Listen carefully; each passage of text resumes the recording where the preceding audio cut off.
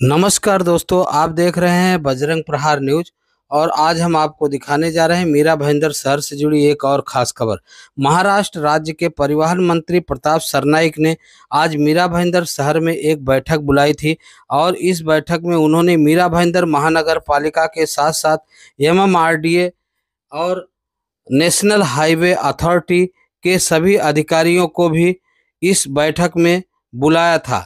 और मीरा भाईंदर शहर में होने वाले सभी विकास कार्यों के बारे में विस्तार से चर्चा की। और उन्होंने सभी अधिकारियों को जो जो काम पेंडिंग हैं, पड़े हैं, उनको पूरा करने के लिए एक अल्टीमेटम दिया, उन्हें एक डेडलाइन दी। और साथ ही उन्होंने ताकीद की है कि यह सभी काम उनके दिए हुए डेडलाइन पर पूरे होने चाहिए, वरना उन अधिकारियों के ऊपर कार्रवाई करने की मांग करेंगे। इस मौके पर हमने प्रताप सरनाईक जी से जानना चाहा कि आज की मीटिंग में उन्होंने क्या क्या एजेंडा थे और उन्होंने क्या क्या कार्रवाई की। आइए सुनते हैं। कमिश्नर राधा विनोद जी के साथ एक बैठक संपन्न हुई और जो राज्य शासन के माध्यम से निधि उपलब्ध हुआ है मीरा भाईंदर महानगर पालिका को,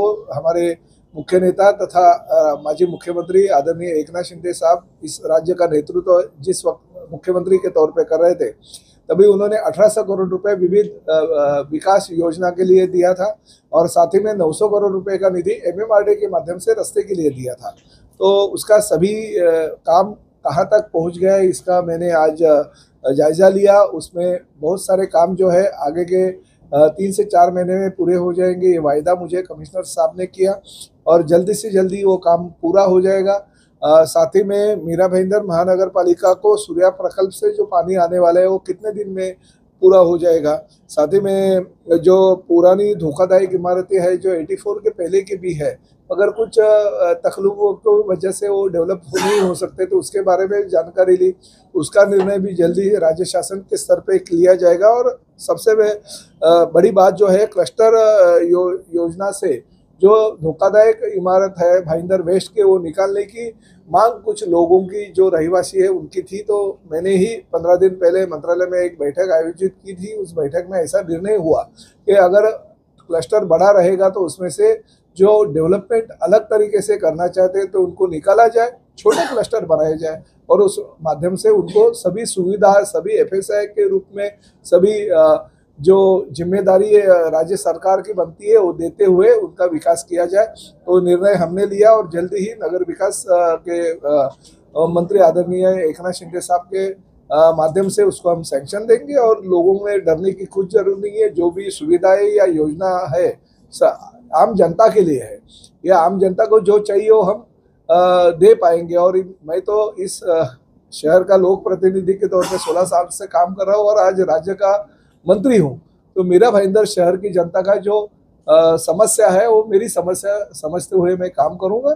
और उनको क्लस्टर का जो पार्ट उनको नहीं बनना है तो उसमें से उनको बाहर निकालूंगा। और साथ में जो धोखादायक इमारत है, कोई भी डरने की जरूरत नहीं, हर धोखादायक इमारत का पुनरुज्जीवन होगा, उनका पुनर्निर्माण होगा।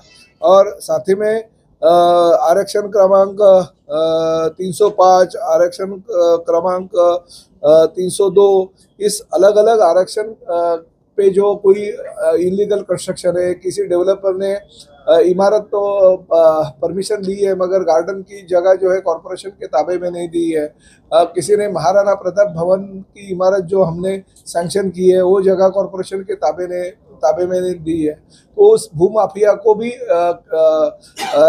महानगर पालिका ने कार्रवाई करनी चाहिए। उनकी जो योजना चालू है उसको सीसी रद्द करनी चाहिए, ऐसे मैंने मांग की है। अगर वो अपना भूखंड ताबे में नहीं देता है तो मैं खुद महानगर पालिका आयुक्त को कहा हूँ कि मैं कॉरपोरेशन में आके वृक्षारोपण का कार्यक्रम करूंगा 26 जुलाई को। मगर मुझे राधा विनोद शर्मा जी के ऊपर पूरा भरोसा है, वो जल्दी से जल्दी 1 महीने के कार्यकाल में वो भूखंड ताबे में लेंगे और वहाँ पे गार्डन बनाएंगे, क्योंकि उसका निधि भी उपलब्ध हमारे पास हो गया। जल्दी से जल्दी ये काम होगा और मीरा भाईंदर शहर के लिए बहुत ही अच्छा जो विकास का काम है वो हम करते रहे। नहीं 100% ये भुगतना पड़ता है। कुछ तो इमारतें 2-2 साल हो गए तोड़ के रखी है। वो बेचारे हमारे उसमें ज़्यादातर नवघर शिरडी नगर के मराठी कुटुंब है जो पिछले कई सालों से वहाँ पे रहते हैं, तो वो भी घर के बाहर है। तो हर इंसान जो इस मीरा भाईंदर शहर का नागरिक है, वो चाहे मराठी हो, चाहे जैन हो, चाहे गुजराती हो, चाहे उत्तर भारतीय हो, अन्य भाषिक हो, इस देश का नागरिक है। उसके ऊपर अगर कुछ तकलीफें आती है तो तकलीफें दूर करने का काम लोक प्रतिनिधि के तौर पे हमारे यहाँ है। इसलिए हर रीडेवलपमेंट को परमिशन मिलेगी, मगर कानून के दायरे में बैठ के वो परमिशन दी जाएगी। और नगर विकास मंत्री हमारे ही नेता है, हमारे ही मुख्य पार्टी के प्रमुख है, उनके माध्यम से जल्द कार्रवाई होते हुए हर उन इमारत धारकों को परमिशन मिलने की मैं कोशिश करूंगा और उनको न्याय नहीं। देखिए, इस साल मैं ढूंढ रहा था, जब ये कॉर्पोरेशन आ रहा था कि घमेला फावड़ा लेके कोई पॉलिटिकल नेतागण है क्या, क्योंकि पिछले साल बहुत सारे नेता रास्ते पे उतर गए थे। कुछ लोग तो वो खड्डों में गाड़ियाँ, मोटरसाइकिल, 3-3 पहिए वाली गाड़ियाँ चला रहे थे, मगर इस साल कोई दिखा नहीं।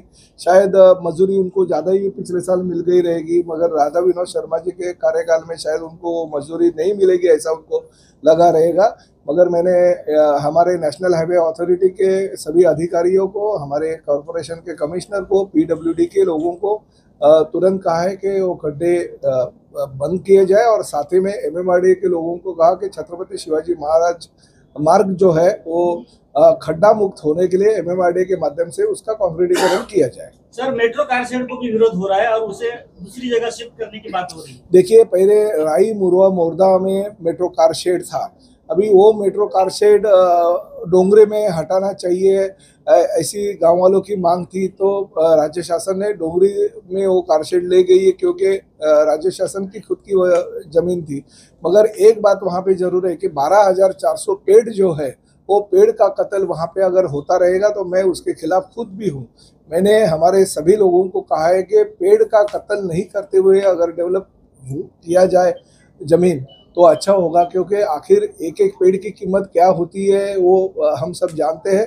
तो निसर्ग बचाना हमारा कर्तव्य है, और निसर्ग को बचाने के लिए जो भी पर्यावरण प्रेमी हमारे पास आते हैं उनको हम न्याय देने की कोशिश करेंगे।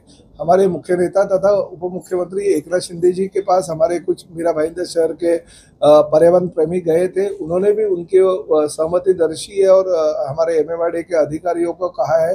मगर वो पेड़ जितने भी उसमें से बचाना चाहिए, या जितने भी पेड़ों की कत्ल नहीं होनी चाहिए, ये उनकी जो मांग है, उस मांग से मैं भी उतना ही उनके साथ में हूँ।